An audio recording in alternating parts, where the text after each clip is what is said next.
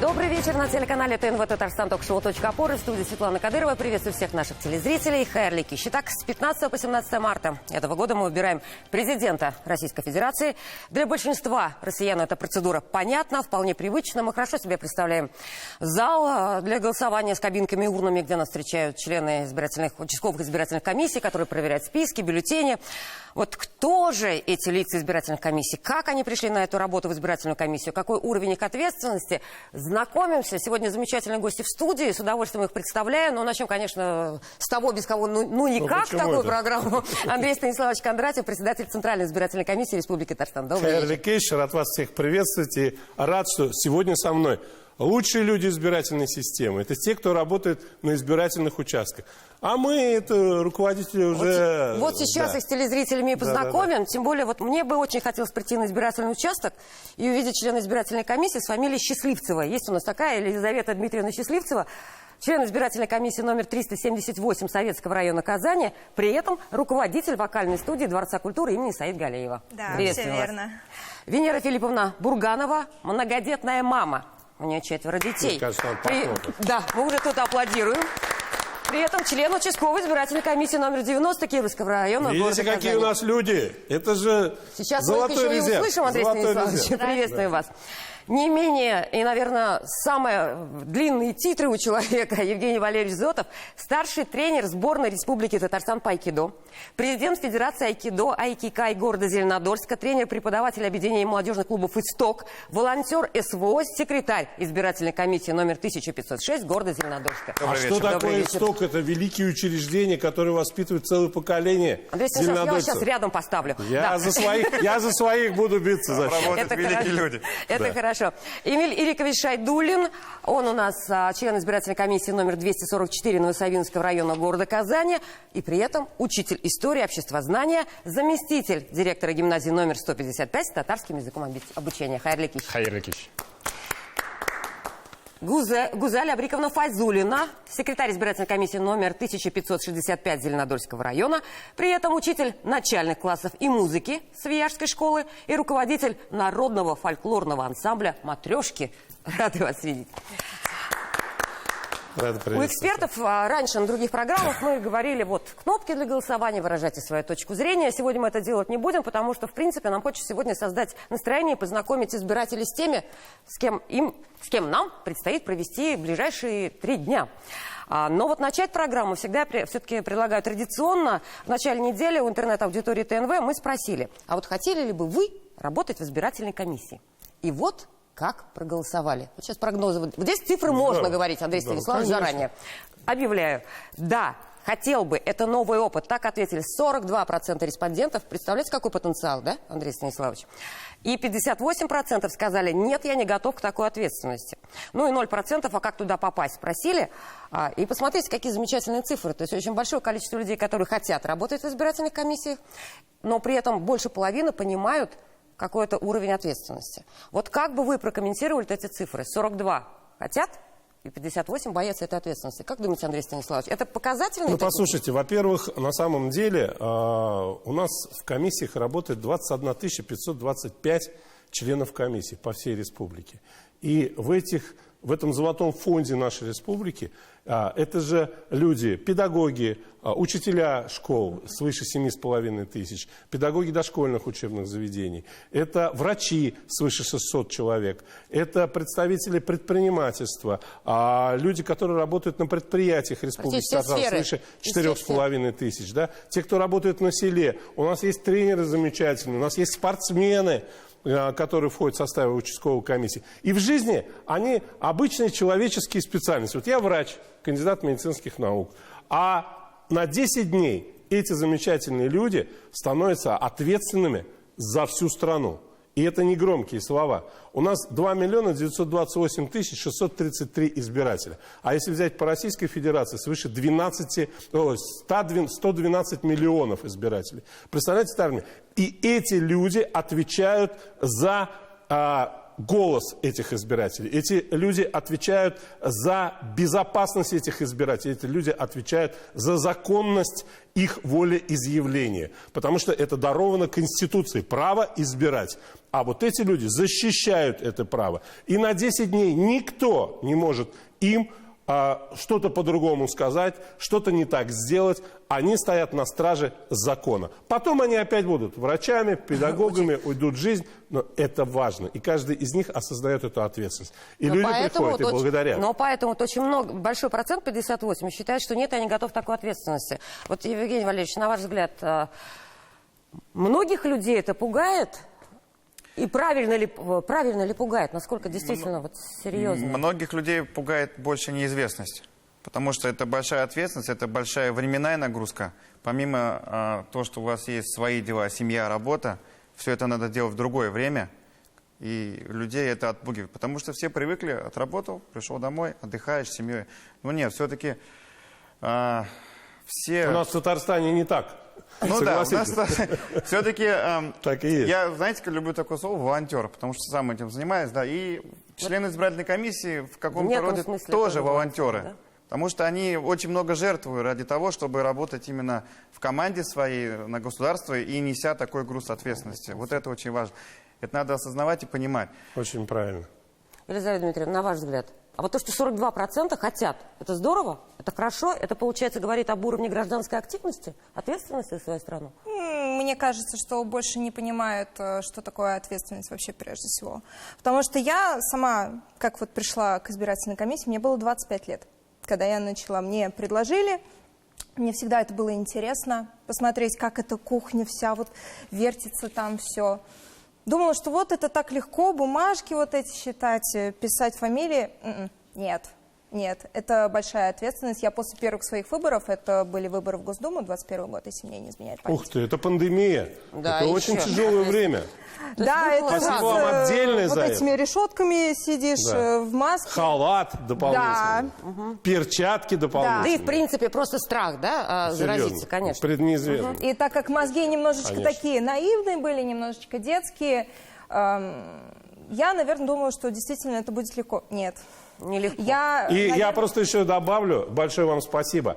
Ведь никто даже не знал, как бороться, как обеспечить эти выборы. Пандемии никогда не было. Опыта никакого наработанного не было. И вот эти замечательные девушки, ребята, они смогли обеспечить абсолютную безопасность на участке. На участке было безопаснее, чем там пойти в гастроном там, или, допустим, куда-то еще в магазин. А на участке было безопасно. Все обрабатывалось. Термометрия при входе. Мебель была расставлена там 1,5 метра. Да? Обработка все время была. Маски. Это великий опыт. Они теперь знают, насколько можно обеспечить. Дай бог не повторится, Андрей Станиславович. Это уже не в нашей власти. Эмилий Юрьевич, на ваш взгляд, все-таки насколько велика ответственность? И хорошо ли, что так много людей, которые хотят? Я думаю, да, то, что хорошо, то, что большое количество хочет принимать участие, потому что это число показывает количество людей с активной гражданской позицией. То, что они хотят принимать участие в делах нашего государства. Ответственность очень большая. Лично я сам начинал с наблюдателя еще в студенческий год, тогда Ассоциация юристов пригласила нас участвовать. Я смотрел как наблюдатель, но вот уже когда начал работать, было предложение стать членом избирательной комиссии с правом решающего голоса. И тогда понял, да, это ответственно, очень важно, но не страшно. И вот те, кто проголосовали, я призываю, да, участвуйте, находите возможность, да, становиться членом избирательной комиссии, потому что, если будет больше принимать участие, люди узнают, как устроены выборы. А вот посмотрите, этот человек пришел из наблюдателя. Ведь наблюдатель – это практически один из немногих, кто и контролер, и общественный надзор за всем, что происходит на участке. Самое главное, после выборов, когда все завершено, на него смотрят. Ну как там было? То есть это именно он формирует мнение людей об итогах голосования. О том, легитимны ли итоги эти. И именно наблюдатели, я почему отдельное вам спасибо, вот большая часть молодых ребят приходит из наблюдателей, потому что они сами понимают, насколько они вроде бы не наделены полномочиями членов участковой комиссии, но наблюдатель – это главный человек на участке. он создает вот этот вот фон легитимности, фон открытости на участке. И вам здорово, что потом наблюдатели приходят в избирательную комиссию, то есть постигают всю кухню. Венера Филипповна, на ваш взгляд, вот эти цифры давайте подытожим тоже. 42% хотят, 58% боятся ответственности. Ну, я думаю, что не надо бояться, надо приходить и быть членами избирательной комиссии. Я тоже начинала с наблюдателей. Так. Меня это очень заинтересовало. Потом председатель комиссии мне предложил быть членом комиссии с правом голоса. И вот там даже интереснее мне показалось. Вот. Но наблюдатель тоже ответственный момент, но члены комиссии очень этот. Я считаю, чтобы не боялись, приходили и были наших... Может ли бояться многодетная мать вообще? С 4 детьми точно ничего не боится. Это точно ничего не боится. Начинали мы с 2 детей. Согласен. Вот именно вот на этих выборах. Так, то есть за время вашей работы в избирательной комиссии у меня вы еще 2 детей еще добавили, да, в семью? Да. Замечательно. То есть мы еще на демографию влияем, это однозначно. Это прекрасно, наша работа влияет на демографию. Это вообще замечательно. Давайте за следующим. Гузалия Абриковна, а у вас, вот как думаете, насколько люди боятся действительно ответственности, но при этом большое количество желающих работать? Вот 42% то, что в этом году как бы хотели работать вот в этой системе, это, мне кажется, неплохо. Сейчас у людей поднялась вот эта жизненная активность, они стали более ответственными. И тот человек, который приходит вот на наши места, он понимает, насколько он отвечает за то, что происходит. И как бы люди не должны бояться и приходить, работать в этой избирательной комиссии. И это правильно. Потому что от нас зависит очень много, от каждого человека. И вот в этом году, когда вот мы работали обходчиками, что заметно, что люди, которые... Вот я на острове Свияжск работаю, там же есть много людей, которые живут, работают, но регистрация в другом месте. И если раньше говорили, да ладно, проголосуют, то в этом году они уже заинтересованы в том, чтобы прийти к нам на участок, и им уже объяснять, что для этого надо сделать. То есть у людей повысилась ответственность. Они понимают, что выбор за ними, какая будет наша страна. И с вашей работы, я тоже, можно комментарий один, да? Ну как же с вашей работы, вот мы все сомневались, вот этот проект «Информ-УИК», он нужен, он важен. Хотя в Татарстане всегда обходили квартиры, дома, то есть и шли к людям. И на самом деле это 1 849 000 домовладений или квартир у нас в Татарстане. На сегодняшний день там практически уже за 92% обошли они. Они формируют ответственное отношение избирателей к самому волеизъявлению.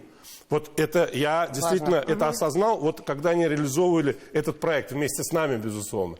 Ведь 80% квартир открыли дверь, и состоялся доброжелательный разговор. Никто в это не верил. Как это было, посмотрите, ну это же здорово. Мне до начала программы спасибо вам огромное за Евгений эту Валерьевич работу. сказал, мы чуть позже к этому вернемся. Да? Пока вот мы говорим, приходите, да, вот 42% желают. Но понятно, что там через вакансию в интернете, центры занятости, наверное, не устроишься, да? Как приходят на работу, Андрей Станиславович? Какой регламент отбора? Какие требования?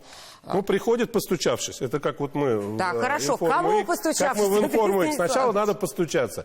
Во-вторых, нужно иметь доброжелательное отношение к жизни, к всему происходящему и туда, куда ты пришел. Также и они тоже вот сейчас во время подомовых обходов «Информ-УИК». Не заходить в квартиру, как мы им говорили. Не заходите, вас будут приглашать. Не заходите. Здесь должен быть разговор.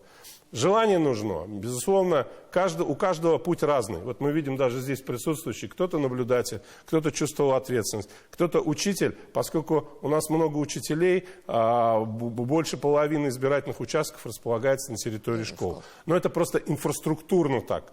Это удобно для избирателей. Они понимают, что это школа, они сюда приходят, у них ходят дети сюда, они там учились и так далее. И приходят люди, их еще выдвигают, разные субъекты выдвижения. Политические партии, там, от общественности, от домового комитета, то есть от предприятия, разные субъекты выдвижения. И они заявляются, между прочим, не сразу так вот они пришли и их взяли в избирательную комиссию. Это еще они попадут в списки ожидания. То есть еще они есть сначала еще в резерве. Да? Конечно. С каждым собеседованием они в резерв попадают. Только потом из резерва они переходят в комиссию. Это очень такое вот защищенное пространство, которое человек понимает, что если уж он пришел в комиссию, то теперь у него шансов нет не так работать. Нужно именно четко соблюдать законы и стоять на страже избирателей. Поэтому все по-разному приходят, но всем я им благодарен за это. Там какое-то психологическое тестирование бывает? Или вообще какие главные качества? Это стрессоустойчивость или что? Тут очень сложно сказать. Но стрессоустойчивость это точно, совершенно. Это совершенно точно, потому что ведь люди идут разные. Люди идут с разным настроением. Люди идут с разным желанием. Кто-то, у нас есть такие истории, там идет просто поругаться на участок. Вот он приходит, он сразу заряжен на конфликт. Человек, правило, да. И вот они, все согласны со мной. Сейчас вот они Самое главное здесь не прятаться. Вижу, как они не прятаться. Вы знаете, я когда пришел вообще, первый мой день работы в качестве председателя Центральной избирательной комиссии во время выборов, да, мне звонят, вот там какой-то товарищ пришел на участок, все урны перевернул, все сделал, значит, и кричит на председателя комиссии. А нас еще Москва вызывает там напрямую связь. И приходит женщина, вот учительница из школы, и она плачет, председатель комиссии. Я говорю, вы не расстраивайтесь, мы ведь все здесь один за всех. То есть мы с вами, мы будем на страже законов, и мы отстаем нашу правоту. Вы ничего плохого не сделали. Это человек сделал так, что на участке произошло это. И вот благодаря таким людям, как наблюдатели, у нас парень сидел как раз в студии на этом эфире, и он говорит, а я был там, а я видел, он пришел, подошел, начал трогать пломбы, урны, без маски зашел на участок, и потом напал на председателя это. Все. Совершенно по-другому уже. И тот человек, который вот напал, по-другому себя повел, он понял, что есть наблюдатель, который сказал, а я был, я это видел, и это было совершенно не так. И председатель этой комиссии, она немножко успокоилась, она поняла, что мы вместе с ней, что мы будем отстаивать ее интересы, мы будем отстаивать ее честь и достоинство и разберемся во всех обстоятельствах. Ну, поэтому разные стрессоустойчивость раз, а вот что еще, Эмиль Эрикович? Вот какое качество вам лично пригодилось, или самое главное, когда вы работаете на самое главное еще выносливость, потому что мы работаем с самого утра до позднего вечера, и очень много энергии, силы уходит, и нужно посвятить себя 10 дней, потому что начинает участковая комиссия работать не 15 марта, а до этого уже. И самое главное – сила, энергия. То есть даже физическая форма, в этой ситуации? Да, и хорошее еще настроение внутри избирательной комиссии. Все эти 10 дней? Все эти 10 дней, потому что мы друг с другом работаем, и все равно это, можно сказать, превращается в маленькую семью. Конечно. Да, и если в этом коллективе есть позитивный, хороший настрой, то и хотя мы приходим к 8 часам, открываем, но мы приходим уже с радостью, потому что, знаешь, ждут хорошие, позитивные, веселые люди, с кем можно эти 12 часов провести в одной команде. Да. Ну и плюс к этому я хочу сказать, что трехдневное голосование говорят. По-разному ведь оценивать. Ведь это огромная нагрузка дополнительная. Одно дело, один день пришел, вечером все завершилось, посчитали голоса, все сдали и ушли. А это 3 дня. Но все делается для удобства избирателей, чтобы было комфортно, чтобы человек мог выбрать. У нас тем более дачная республика. Все имеют дачи. Кто-то хочет в пятницу поехать на дачу, проголосовать и уехать. Кто-то в воскресенье. И это все для избирателей. Но это дополнительная нагрузка на них. Здесь выносливость, я согласен. Вера Фаридовна, я понимаю, что у многодетной мамы, вообще у мамы 4 детей, и там большой набор хороших черт характера, и выносливости, и стрессоустойчивости, и терпения и так далее. А что именно избирателям в участке нужно вам? Что всегда пригождается? Какое качество характера? Позитивный настрой. Материнские какие-то... Добро. Добро, конечно. Когда ты идешь людям с добром, они тебя слышат. Да, добро. Потому что многие приходят без настроения, но когда ты уже начинаешь общаться с ними уже позитивно и с добром, и они уже к тебе уже относятся они уже успокаиваются, у них улыбка на лице, и они идут голосовать. Да во многом они за этим добром приходят на участок. Да, конечно. Многие так и приходят. Вот счастливцев-то, наверное, всегда улыбается, да? Заметьте, она очень строгая внутри, она очень собранная. Наверное. Собранная и строгая. Кстати, вот если мы говорим сейчас про улыбки, да, а вообще вы каждому должны приходящему улыбаться, да? Это вообще обязательно? У нас в инструкциях это не написано, но так получается. А в принципе, как часто вы это применяете, да? Я стараюсь всем улыбаться, потому что когда ты встречаешь человека с улыбкой, ты показываешь свое дружелюбие, прежде всего.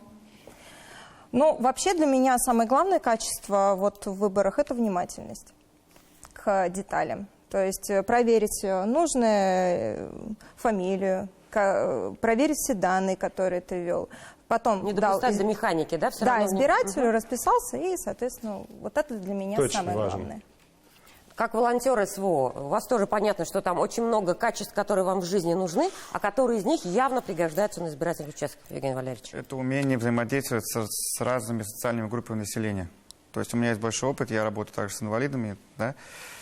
Вот, умение слушать, терпение и всегда улыбка. Обязательно, без этого никуда. То есть, как говорил мой отец, у меня отец подполковник, он сейчас находится в зоне СВО, он был мобилизован, и прощаясь, говоря до свидания возле военкомата, он сказал: Женя, пришло время, когда каждый должен заниматься своим делом. Будь там, где ты нужен. И так получилось, что меня, то есть, я занимаюсь общественной работой в городе, очень масштабно, да, у меня мероприятия, праздники, фестивали, соревнования. И когда идет большая такая нагрузка нервная, без улыбки вообще никуда. То есть, во-первых, улыбка, второе, вот правильно сказал коллега, взаимодействие в коллективе. Потому что каждый член избирательной комиссии – это коллектив. Мы звено одного механизма. Если где-то будет скрипеть, будет очень все плохо. Да? Лошадь не поедет, телега не поедет. Поэтому улыбка и доброжелательность в первую очередь должно быть. И передайте привет вашему отцу. Это великое дело, которое он делает. И мы здесь все члены вашей общественной организации, которые помогают. Если от нас что-то нужна помощь, мы всегда к вашим услугам. У нас, слава богу, в районе очень хорошо все это поставлено. То есть и я своих ребят активно привлекаю. Помощь на постоянной основе у вас, конечно. Да, мы и окопный свет делаем, сухой душ, активно взаимодействуем с боевое братство, своих не бросаем. То есть... В общем, когда вы выпадете на 10 дней... Все пойдет работать дальше. Ничто не поменяется. Ничего не останется. Потому что, вот это я тоже сказал, умение выстроить команду и там, и здесь, да, везде эти навыки нужны. Видите, сколько у нас положительных качеств? Да я вообще не сомневался, Андрей Станиславович. Вот Гузалия Абриковна, учитывая, что это учитель начальных классов, это вообще отдельная история, да? Это человек отдельно достоин отдельного памятника. Конечно. Музыкальная студия, это же Зеленодольск вообще там. У нее всегда много детей, с которыми... Вот какие качества учителя вам иногда приходится применять на избирательном участке? Наверное, все качества учителя могут применяться. Потому что доброжелательное отношение к людям, которые приходят к вам, правильно? Улыбка обязательно. Потом в команде объединенная работа. Потому что если мы одной командой, понимая друг друга, не сможем работать, то у нас и не получится хорошо провести свою работу. Поэтому взаимодействие также и в школе, правильно? Если ты детей не сможешь подружить между собой, чтобы они умели помогать друг другу, поддерживать друг друга, не научишь их ничему, то ты не учитель. Ты не учитель. Все быстрее проходит. Да, все должно быть... Я бы еще посчитала, знаете, что за время выборов? Количество улыбок членов участковых избирательных комиссий. Вот я бы как наблюдатель взяла и посчитала бы какую-нибудь книгу рекордов России. Пусть будет индикатор вашей программы. Мы говорим, сколько улыбок. Пусть будет так, да. Все-таки еще один момент, Андрей Станиславович. А вот как... понятно, что ты стал членом избирательной комиссии. А какие потом навыки, как приобретаются знания, как юридически готовятся? Вы знаете, на самом деле избирательное законодательство крайне сложное. Вот мы пользуемся основными федеральными законами, порядка 5-6 основных федеральных законов, но вот за прошлый год только поправки в 2 федеральных законах заняли 150 страниц машинописного текста. Это только поправки. Вы представляете себе. И это, наверное, не потому, что законодатель вот так вот пытается изменить законодательство, а потому что это законодательство должно защищать систему. Ведь вот эти замечательные люди, эти замечательные добрые люди, да, в любом случае это избирательная система, и она должна от внешних факторов быть защищена. Посмотрите, мы сейчас проводим выборы президента Российской Федерации в беспрецедентных условиях. Идет специальная военная операция. Это фактически война, которую, безусловно, мы выиграем. Я абсолютно в этом уверен. Но это воздействует на систему. Мы понимаем, что идет экономическая война, когда весь мир просто давит нашу страну. И мы видим, что наша страна не прогибается, а мы, наоборот, даем экономический рост. И третий фактор, очень важный, информационная война. И даже если мы победим сейчас в СВО, мы однозначно это сделаем. Если даже мы выиграем экономическую войну, то информационная война, она будет идти еще долго, долго и долго, и тяжело.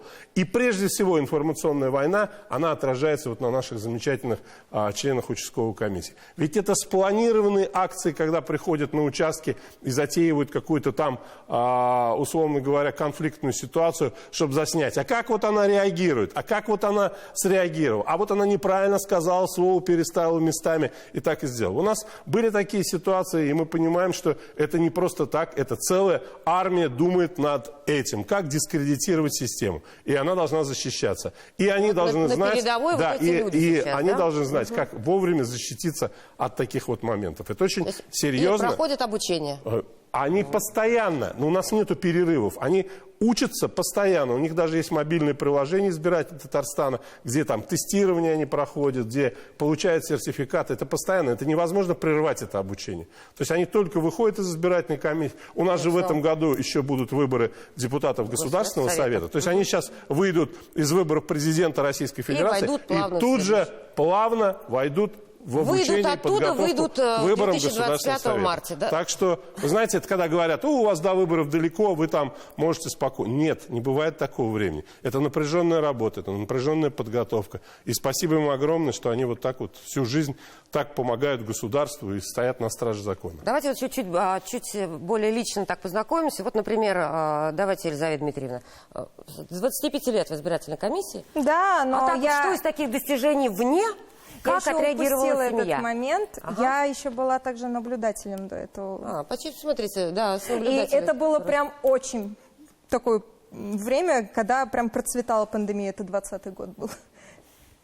Мы удивлялись, как они пришли на наблюдателя. Это же, можно же посидеть дома, они приходят. Молодцы, ну как что тут? Отреагировала семья? В принципе, чем вам есть гордиться за пределами избирательной комиссии? За пределами этой работы, в другой работе? Ну, вообще мы с мамой, ну, скажем так... Как мама отреагировала? Так она тоже наблюдатель. Какой хороший вся тандем. Семья. Вот видите, всей семьей на выборы. Кто наблюдатель, кто член избирательной комиссии. Я больше скажу, у меня и муж тоже теперь наблюдатель.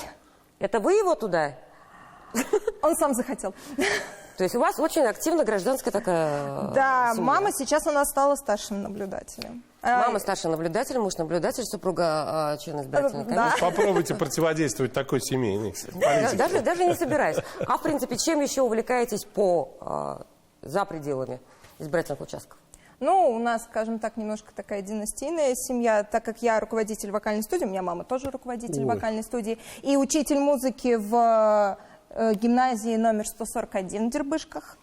И в 11-й гимназии тоже преподаю. А муж у меня тоже поет, и концертмейстер в Центре детского творчества поселка Дербышки, и также является, ну, как это сказать, айтишником в детской поликлинике, то есть он помогает вот это все оборудование. Потрясающая семья, да? Во всех смыслах единомышленники. Вообще Дербышки — это потрясающий район. И сами Дербышки в том числе. Замечательный поселок и замечательные люди. У меня, кстати, тетя тоже, она была в студии Саид Галеева, Любовь Кондратьева.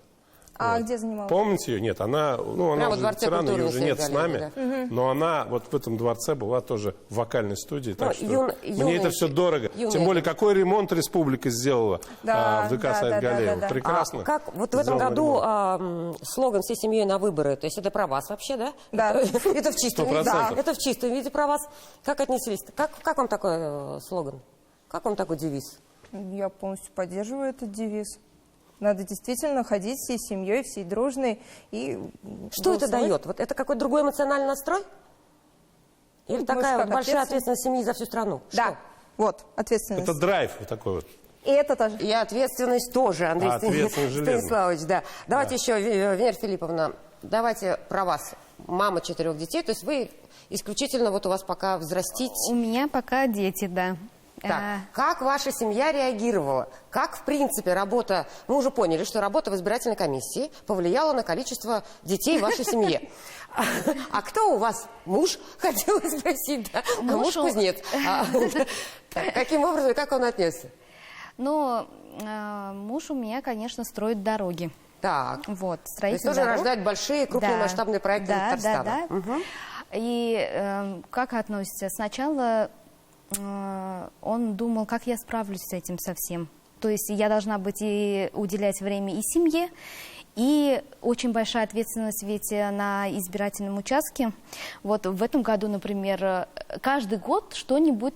Ну, вот в этом году для меня было новшество вот это обход.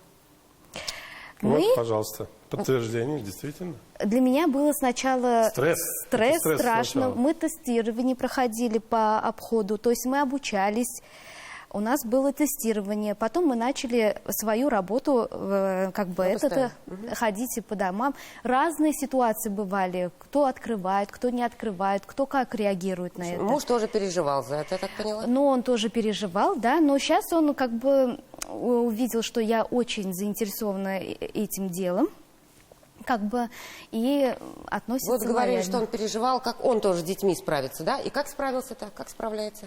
Отлично. Меня до выборы, вот эти трехдневные выборы отпускает. Замечательно. Это прекрасно, и Ему тоже привет То передавайте. есть это еще, видите, выборы и работа в избирательной комиссии еще дисциплинирует супруга, да, и воспитывает из него замечательного отца. Вот еще какие-то, мы ищем плюсы же дополнительные. На рекламу прервемся, потом продолжим, не переключайтесь.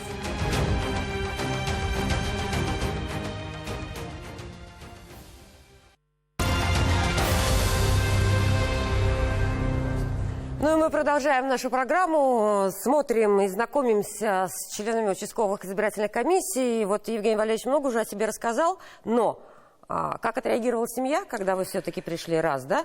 Сейчас как с пониманием. И вот, а какой вы вне избирательных участков? Вот, знаете, я всегда разделял работу и семью. Я считаю, и тоже сейчас считаю, что это правильно. Семья понимает то, что... Я всегда занимаюсь очень многим. В прошлом я работал заместителем начальника участка, я строил метро в Казани. Вот. И потом я переключился уже на общественную работу.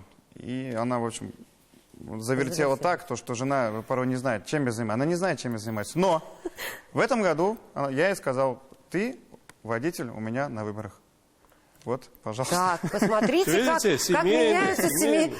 Точнее, как семья поддерживает друг друга, конечно. Да, согласилась, главное. На 3 дня. Вот, согласилась? Согласилась. С удовольствием даже согласилась. То есть мы... Я так думаю, что это все повлияет на укрепление брака. Это само собой. Но еще хотел сказать, знаете, по своему...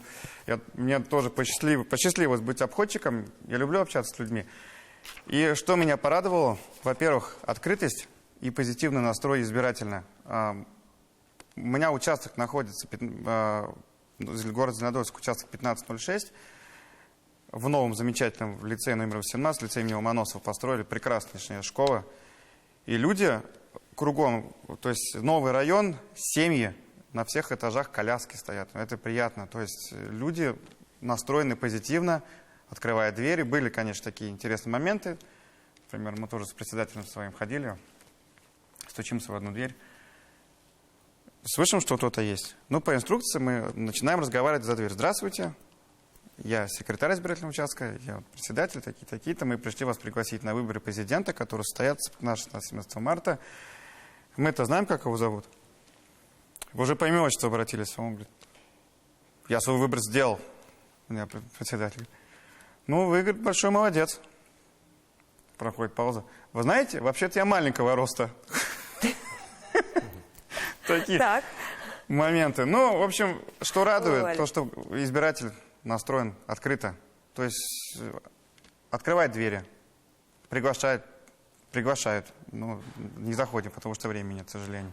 То есть все-таки та самая доброжелательность и участие в процессе, да, видно, есть что вот, активно, да? Все это отображает саму политическую ситуацию в стране и саму атмосферу. То есть действительно народ сейчас объединен общей идеей. Хорошо. Истории про продомовой ход и другие трогательные истории, но сейчас чуть позже еще расскажем. Гузалия Абриковна, а у вас вот как семья То есть вас-то и так очень мало тоже видят, наверное, да, в связи с работой такой в начальной школе? Семья отнеслась хорошо.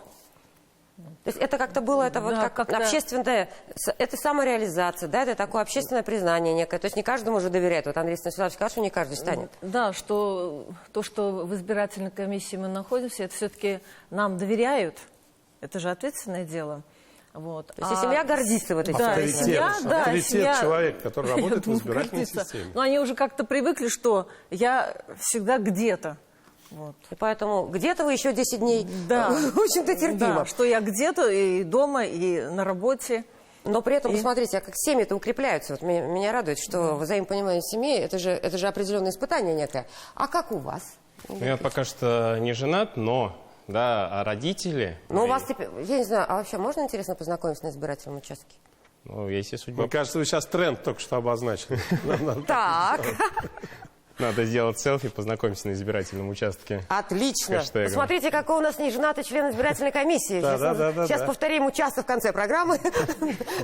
Вот, но родители отнеслись положительно, потому что они привыкли то, что я со студенческого периода времени занимаю активную позицию и участвовал в различных молодежных общественных организациях. Они говорили, ну не лезь в политику. Ну, куда ты лезешь? Нет, они сказали, раз ты хочешь активно принимать участие, то, пожалуйста, принимай, это твое право, и наоборот, гордятся то, что я принимаю участие, да, и занимаюсь этим. Но так как вот у нас слоган этих выборов еще всей семьей на выборы, и так как я являюсь учителем, и у меня 11 класс, и есть темы, связанные с избирательным процессом, и некоторым детям уже исполнилось 18 лет. И хочу вот тенденцию этих детей обратить. Они говорят, нам же уже в марте будет 18 лет, значит, мы идем на выборы. И эти дети говорят с такой гордостью, с такой радостью, то, что они в этом году первый раз придут на избирательный участок и проголосуют. 86 тысяч таких впервые голосующих. Важный торжественный момент, да, не менее важный, чем, наверное, получение паспорта, да, в принципе, я так думаю. Паспорт получают раньше. Не менее важно, я говорю, не менее важно, наверное, в жизни конечно, человека, очень важное событие. Что из, вот по домовому обходу, да, то есть у нас Евгений Валерьевич сказал тут про маленького человечка, сделавшего выбор, какие еще были истории такие...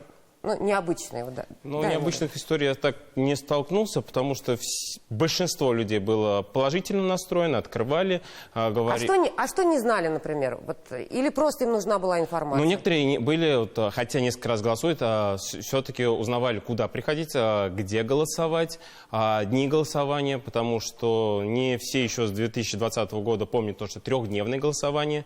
Про это не знали. И некоторые вот ввиду ограниченных возможностей как раз обрадовались той возможностью, то, что можно уже сейчас было отметить, то, что необходимо принести урну домой, чтобы здесь они могли проголосовать уже на дому.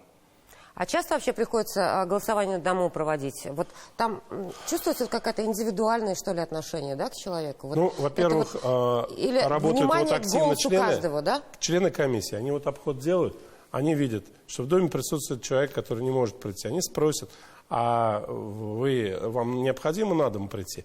Ведь есть по разным причинам человек не сможет. Может быть, кто-то ухаживает за больным человеком, может быть, сам больной человек, или есть какие-то другие причины. Мы принимаем эти заявления на избирательном участке, и потом целая группа, комиссия, то есть члены комиссии, наблюдатели идут домой и совершают, дают возможность гражданину проголосовать на дому. То есть они идут с бюллетенями, со специальными урнами на домное голосование и голосуют. Это по желанию наших избирателей. Ну вот сейчас мы все-таки к таким историям, вот автоси судьба, говорит, да, Эмиль Юрьевич, может быть, встретит судьбу. А вдруг так и есть, да? И таков путь к судьбе, да. Через избирательные комиссии. А в принципе, есть трогательные истории такие вот на избирательных участках? Я не знаю, ну, может, бабушки очень любят разговаривать о чем-то.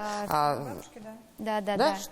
Они, естественно, приходят и свои истории рассказывают, как в их время было, а вот сейчас у вас вот так, а у нас вот так как бы. Но мы, конечно, доброжелательно относимся к этому, выслушаем. То есть хочется поговорить, да, многим? Да, многим хочется поговорить, конечно. Но у нас же ответственные... То есть надо и поговорить, и поработать, да? И поработать, и человека не обидеть, и человека не обидеть, да. Есть что-то из трогательного такого? Ну, я не знаю, может быть, действительно, кто-то с питомцем с каким-то пришел. Да каждая история по-своему трогательная. У нас много молодожены приходят, например, молодожены со своими историями приходят, то есть они вот поженились, и у них такой вот особый как бы хайп, да, заехать на избирательный участок, проголосовать вместе. Это вроде бы как более скрепляет их семейные узы. Но я думаю, что члены комиссии много чего могут рассказать, как это все происходит на избирательном участке. Есть что-то, Евгений Валерьевич? Нет, я просто вот сейчас бабушку вспомнил, которая у меня на участке 95 лет, которая категорически палочкой стоп-ного сказала: я сама приду, не несите мне урну. Никогда больше не приносите мне урну. Во всех ее смыслах, понимаете, пусть 95, я приду сама. Активный гражданин. Да. Так. Очень ответственно они, вот, конечно, вот люди в возрасте, которые... Более ответственно. Более да? ответственно, да. А с чем еще связываете, вот, Андрей Станиславович, вот такой подомовой обход, вы говорите, очень большое количество открытых дверей, это тоже показатель, да? С чем? Вот это некий тренд на что? Это совершенно то, что обозначил мой коллега, это общий настрой граждан на будущее.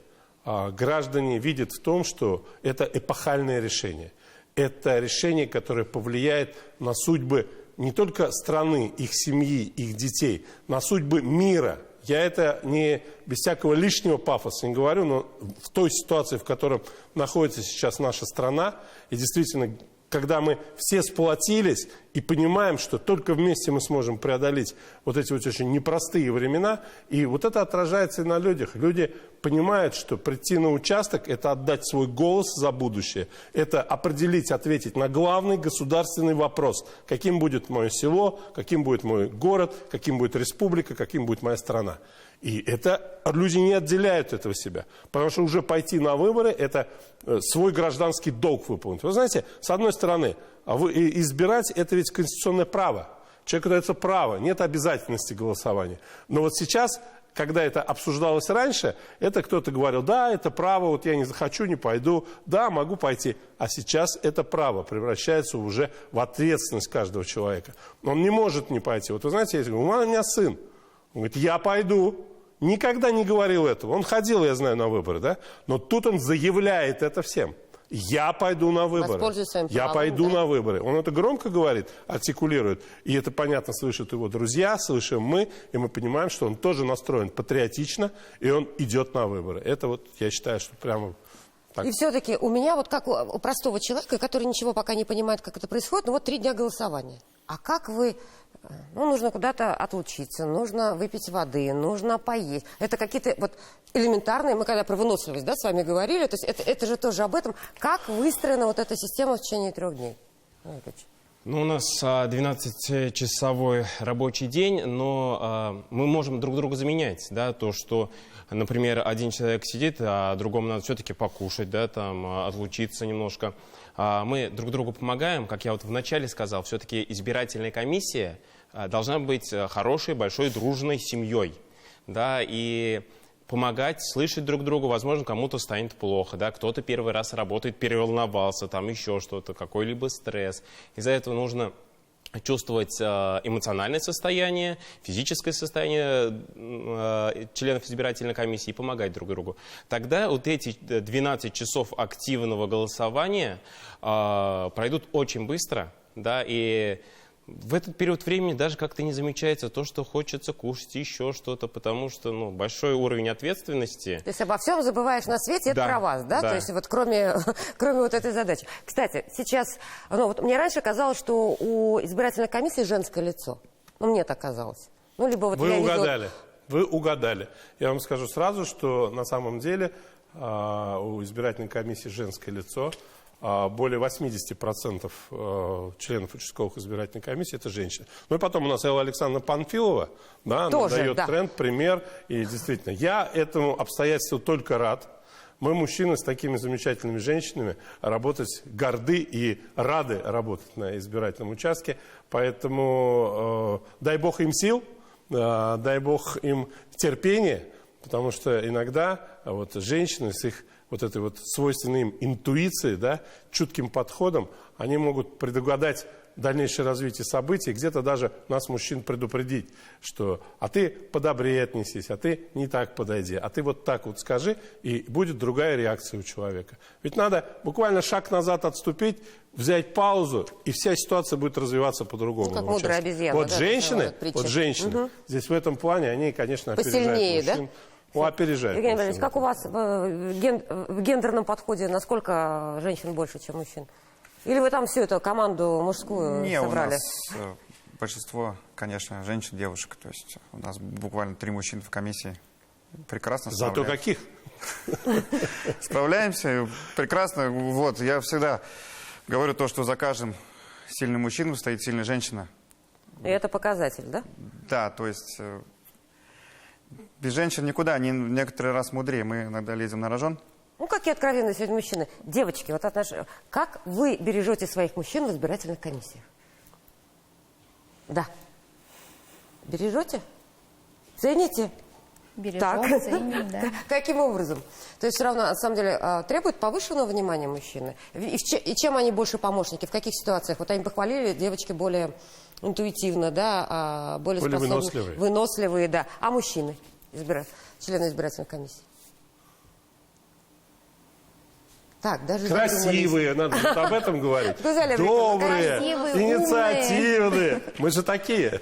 В нашей комиссии мужчин нет, мы женская команда. Вообще, да? То есть это вся школа, да, получается, скорее всего? То есть и директор женщина? Да, руководитель, председатель комиссии женщина, секретарь женщина, член УИК женщина. Ух ты, вы там да, прям у нас такая женская. Вот, надо все-таки для журналистов подготовить материал. Абсолютно женская избирательная комиссия.